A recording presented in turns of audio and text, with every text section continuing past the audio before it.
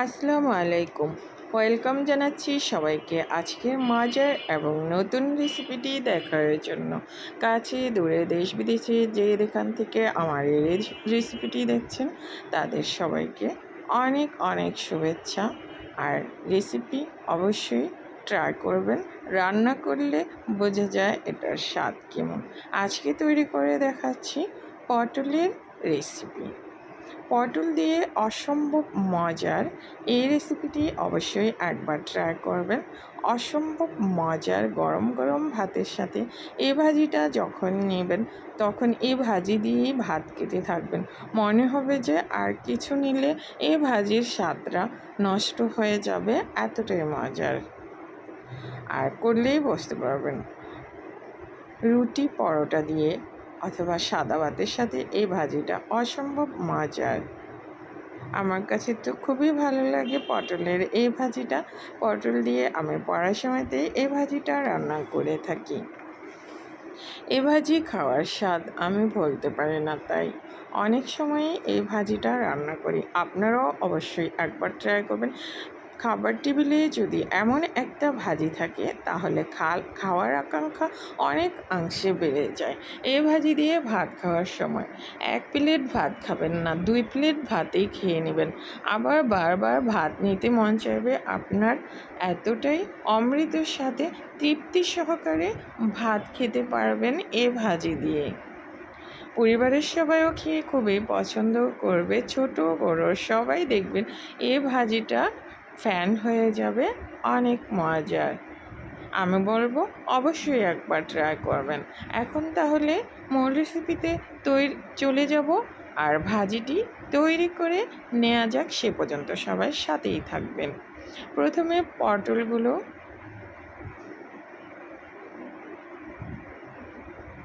পটলগুলো কেটে নেব। 2 ভাগ করে নিলাম। এবার চিকন চিকন করে ফালা ফালা করে লম্বা করে পটলগুলোকে এই যে এভাবে কেটে নেব।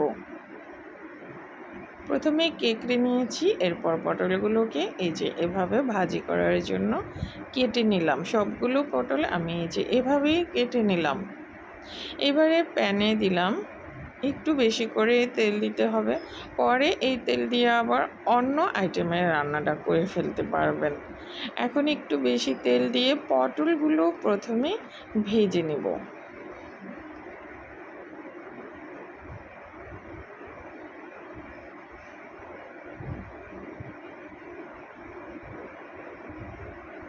এ পর্যায়ে তেল গরম হয়ে গেছে। পটলগুলো আমি সুন্দর করে প্রথমে ধুয়ে কেটেছি, আবার ধুয়ে নিয়েছি। এরপর এখন পটলগুলো সব দিয়ে দিচ্ছি।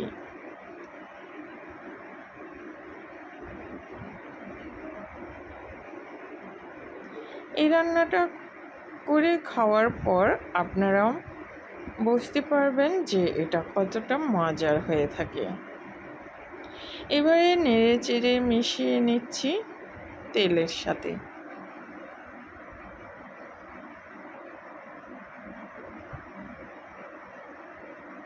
এবারে এখানে সামান্য একটু হলুদ আর লবণ দিয়েছি। এরপর দিচ্ছি কিছুক্ষণ ভেজে নেওয়ার পর বরবটি দিয়ে দিচ্ছি। চাইলে আপনারা শুধু পটলটাও ভাজি করতে পারবেন। আমি একটা বড় সাইজের আলুও দিয়েছি, আবার বরবটিও অ্যাড করে দিলাম সাথে। চাইলে আলুও স্কিপ করতে পারবেন, বরবটিও স্কিপ করতে পারবেন। পছন্দ না হলে শুধু পটল দিয়েই এই ভাজিটা করে নিতে পারবেন। সিদ্ধ হওয়ার মতো একটা লুক চলে এসেছিলো আর লাল লাল করে পটলটা ভেজে নিয়েছি। এরপর এখন পটল ভাজি করব। এরপরে দিয়েছি 1/2 চামচের কম জিরা আর বেশ কিছু শুকনো মরিচ, অর্থাৎ 8-9টার মতো। এবারে আস্ত কিছু 2টা রসুন দিয়েছি। দেশি রসুন এবং ইন্ডিয়ান রসুন 2টাই একসাথে অ্যাড করেছি। এবারে 1 মণ ভর্তি করে দিলাম পেঁয়াজের কুচি। এবারে সব কিছু একসাথে একটু ভেজে নিচ্ছি।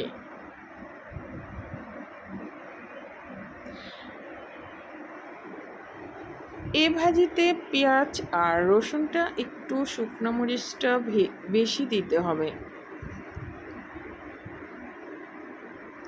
এখন পেঁয়াজ রসুন যখন সফট হয়ে গেছে এ পর্যায়ে কাঁচামরিচ দিয়ে দিলাম বেশ কিছু, অর্থাৎ 10-12টার মতো কাঁচামরিচ ফালি করে দিয়েছি। এবারে নেড়ে চেড়ে মিশিয়ে নিলাম। এখন ওই যে ভেজে রাখা পটলগুলোও অ্যাড করে দিলাম।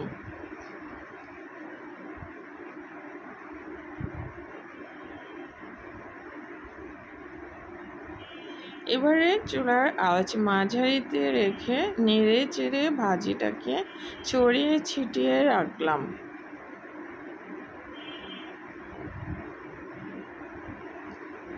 এখন অ্যাড করছি আদা আর রসুনের পেস্ট 1 চা চামচ, আর গোলমরিচ গুঁড়া দিচ্ছি 1/2 চা চামচ দিয়ে এখন এগুলো মিশিয়ে নিচ্ছি। আর আদা আর রসুনটা সাথে সাথে পেস্ট করে দিবেন, সুন্দর ফ্লেভার পাবেন। এবারে নেড়ে চেড়ে মিশিয়ে নিচ্ছি এগুলোকে।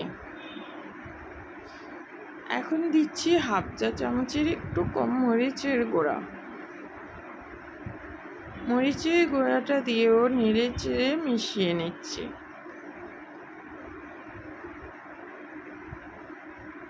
আর ভাজিটা যেন লেতা লেতা না হয়ে যায়, একটু সামান্য একটু পানি দিয়েছি, যেহেতু আমার চুলার আঁচ বেশি, আঁচ কম থাকলে পানি ব্যবহার করার কোনো প্রয়োজন নাই।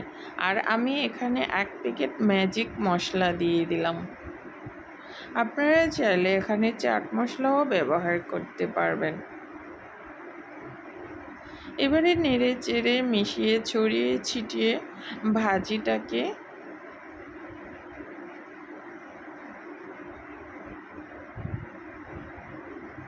রান্না করে নামিয়ে ফেলবো।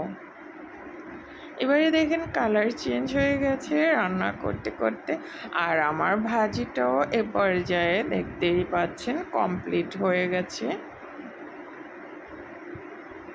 রুটি দিয়ে এই ভাজিটা অসম্ভব মজার হবে খেতে, আর সাদা ভাতের সাথে তো অসম্ভব মজার, অসাধারণ খেতে হবে। অবশ্যই একবার ট্রাই করবেন, সবাইকে তৈরি করে খাওয়াবেন, পরিবারের সবাই দেখবেন খুবই পছন্দ করবে, আপনাকে বারবার এভাবে ভাজি রান্না করতে বলবে।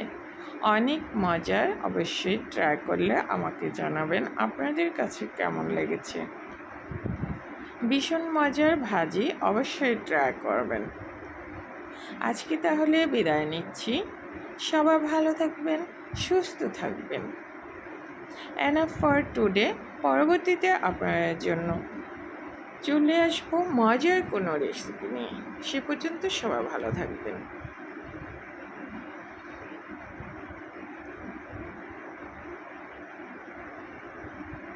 আল্লাহ হাফেজ।